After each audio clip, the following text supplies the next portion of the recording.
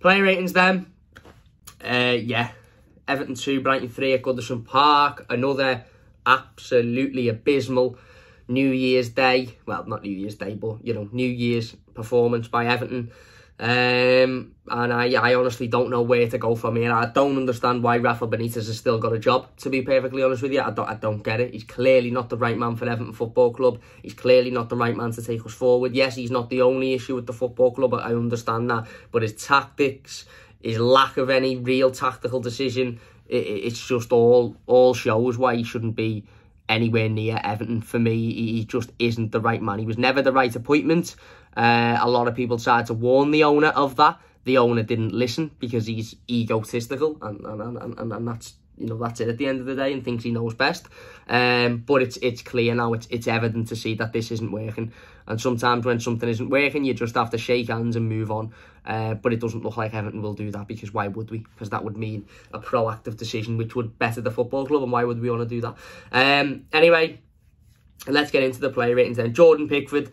I'm going to give Jordan a 6 today. Conceded 3 goals at home to Brighton, which is disappointing. I don't particularly think he was at fault for any of the goals. I haven't seen the first 2 back. Certainly wasn't a fault for the third. It was a really good strike. And again, another absolutely dreadful bit of defending by Everton. But I don't think he's at fault for any of the other 2.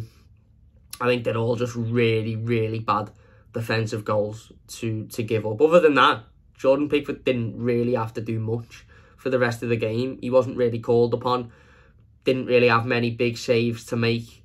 He was just let down today by his back line. So I'll give him a 6.5. Actually, I'll give him a 6.5. Starting with the 5 at the back then. We'll start with John Joe Kenny. I'm going to give John Joe a 5 today. Worked hard, and you know, he's got all the desire in the world. John Joe Kenny, hasn't he? He's got all of the grit and you know, the want to put a foot in and put a tackle in, win the ball back, etc, etc. But he's just not a very good defender, is he? He's just not a very good footballer. He worked relatively hard. He got about the pitch a little bit, put in a couple of good tackles, as I said.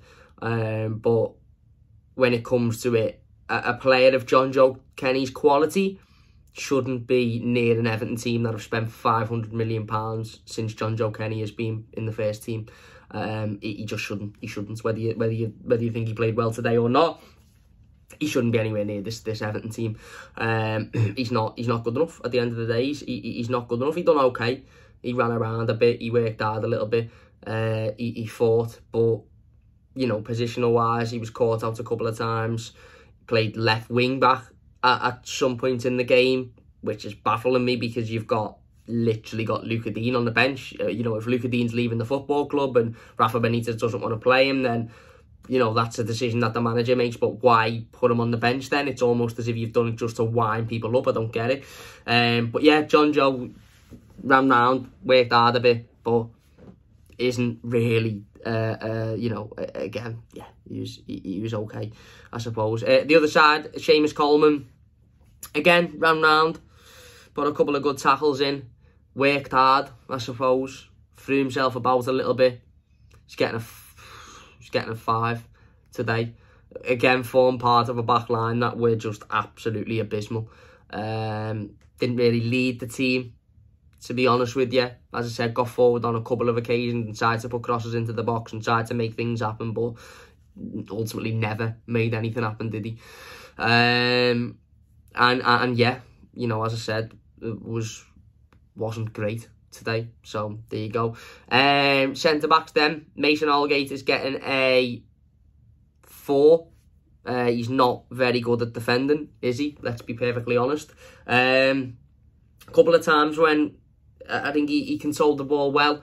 He made a really good tackle, you know, to deny Nail Maupay just before Brighton scored their 3rd, but it didn't matter because everybody else just stood round watching anybody and give them a second bite at the cherry. But he made a good tackle in that sense. But again, he formed part of a defensive 3 that were absolutely all over the place and couldn't seem to defend in one bit all game, any of them, to be perfectly honest with you. They were all atrocious. So yeah, Ben Godfrey, I'm going to give him a 5 as well. And no, in fact, I'm going to give him a 4. Wasn't as bad, I suppose, as a couple of the others, but still didn't really do anything. Defensively wasn't great, wasn't switched on. And yeah, you know, ultimately formed a back 5 that were just all over the place. Certainly in that first half, absolutely all over the place. All over the place they were. And Michael Keane is getting a 3. Should be doing better for both goals, really. Certainly the first 2. And the third one as well, you know, again, makes a really good tackle. And everybody's just stood round watching. Everybody's just stood there giving Brighton another opportunity, giving them another bite at the cherry, almost as if to say, oh, you nearly had a goal there. Yeah, we'll give you another chance. Go and get another one. You know, it is another opportunity to go and get a goal. And yeah, as I said, I don't think Michael Keane had a great game whatsoever. I haven't seen the replay of the 2 goals, the first 2, but from what I've seen and from certainly what I've spoken to, you know, people about who were watching the game on the television, you know, he was at fault for both goals, and ultimately that's inexcusable. That's inexcusable. I thought the whole back line today was just abysmal. I thought they were all absolutely abysmal, the 3 of them. And yeah, you know, that's ultimately, you know, they can't get much higher than that. Some people are probably saying a little bit lucky. They're a little bit lucky to get that high, but there you go. Into the midfield then, Abdoulaye Doucouré is getting a 1. I thought he was atrocious today. Absolutely atrocious. One of his worst games in an Everton shirt. In fact, I'm going to change the scores of the defenders. Godfrey can get a 4. Aldgate gets a 3. Keane can get a 2. Doucouré's getting a 1. I thought he was abysmal today. Absolutely abysmal. Couldn't pass a ball. Didn't really win the ball back much. Was non-existent going forward. Defensively didn't help out. I just thought he was really, really, really poor today. Really poor.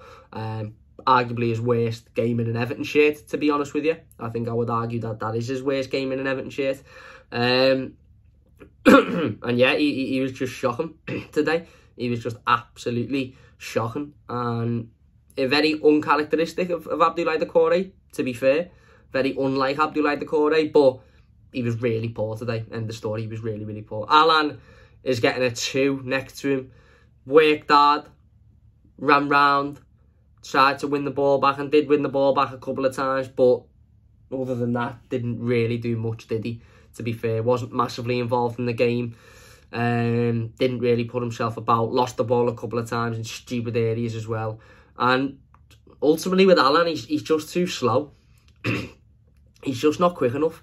And if you've got Doucouré not really playing well, and you know, losing the ball and not doing much going forward and not really helping out defensively, then it really exposes Alan, because Alan hasn't got the pace to be able to do that on his own. Alan hasn't got the, you know, he hasn't got the physicality to keep up with the Premier League and to do that on his own. So Alan really, really needs Abdoulaye Doucouré to be on top form for him to be able to, you know, do his bits at the best of his ability as well. And when Doucouré isn't on top form, I think Alan struggles as well.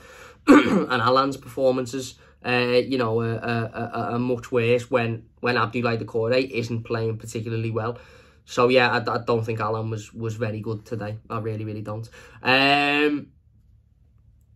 Into the front line then, forward line, Gordon's getting an 8. Couple of goals for Anthony Gordon today, albeit the first one takes a massive deflection, but he still took the shot, he still took the opportunity, he still, you know, he had a go, and it paid off for him. Second goal is a really nice finish as well. And it's just a shame that we've waited so long for a couple of Anthony Gordon goals. We've waited so long for this young lad who clearly loves the club and cares so much about the club and cares so much about playing well for the club. We've waited so long for him to get his first Everton goal and so long for him to have that moment, and it comes in such a shocking, flat performance like that. It's really, really disappointing for Anthony, but he played well. He worked hard, he was fearless, he was trying to create chances, he was trying to take shots at goal, he was trying to get Everton back in the game. I think he's probably the only Everton player that can walk off with his head massively held high. So he's getting an 8 today. Anthony Gordon, I thought he worked well, and he got us a couple of goals, which is great for him. It's great to see as well. The Marty Grey is getting a 5. I think he worked hard. I think he tried to make things happen. I think he's still probably suffering from being ill. I think he's still probably at, is at the, not the right end of that. But he just wasn't massively involved today. I'm sorry if you disagree. Pardon me. But he just wasn't massively involved. There's a couple of times when he got the ball and you were sort of thinking, go inside and beat your man, go inside and take your man on, and he wasn't. He was trying to step up to the player, and I think he lost the ball doing that a couple of times as well. And look, the Marty Grey's been fantastic this season, so it's very hard to sit here and criticise him, but today I thought he was okay. He worked hard, but end product wise, I didn't think he was great. And then Dominic Calvert-Lewin, Dom's getting a 5 as well. Listen, the penalty is awful. I said in the instant match reaction, why he doesn't just step forward and try and get it on target. First and foremost, it should have been, I'm going to hit this hard and I'm going to get it on target, because we need a goal. We were 2-0 down. We desperately needed a goal at that point, and he's been out for so long. He'd be rusty and stuff. He just needed to get one goal under his belt to kickstart him again. Why he's trying to go for the Hollywood top right-hand corner, top left-hand corner is beyond me. I don't understand it. I still, now thinking about it, don't get why he's trying to place that penalty in the top left-hand corner. But other than that, the rest of the game, I do feel a little bit sorry for Dom. I think he was isolated. I think Rafa Benitez's only tactic was to smash the ball up to him and hope that he could take it down, despite the fact that he was being defended by about 4 players who were over 6'7" or whatever they are. Yeah, he just wasn't really involved in the game, was he? Disappointing return for Dom, especially given the penalty. He'd have wanted to do a lot better than that. But I don't particularly blame him for the fact that he wasn't really involved. He had no service to him whatsoever. Certainly no decent service. And I think, yeah, as I said, it was disappointing. It was. Onto the subs bench then. Solomon Rondon, he can get a 5 for coming on and running about a bit and working hard. I don't know why he shot at the end then instead of putting the ball back across the box. Don't know why he started to hit it from that angle as if he had any chance of scoring from there. But yeah, he can get a 5 for coming on and running around. And Gomez can get a 5 for the same thing. Come on. He had one decent run in the midfield where he pinged a good ball out to Gray, but nothing come of it. And then other than that, yeah, he was alright. He was alright. So there you go. They are the player rating. Sorry, I'm dejected. Sorry, I don't seem very enthusiastic. Sorry, I don't seem very happy. But the reality is, I can't be arsed with Everton anymore. I really can't be arsed with Everton. How many times do we have to watch that? How many times do we have to watch players running around with no idea, no clue, no plan, no structure, no determination, just nothing. There's just nothing there. How often do we have to watch that before we all just go, do you know what? Fuck it, can't be bothered anymore. And I'm getting to that stage myself. But there you go. If you've enjoyed this one, please leave a like. If you want to check out the instant match reaction, it is up now. You can check that out on the channel. If you're new, don't forget to subscribe as well. That would mean a great deal to me. And yeah, leave your comments down below. Big thanks for watching, and we'll see you soon on the Mighty Blues.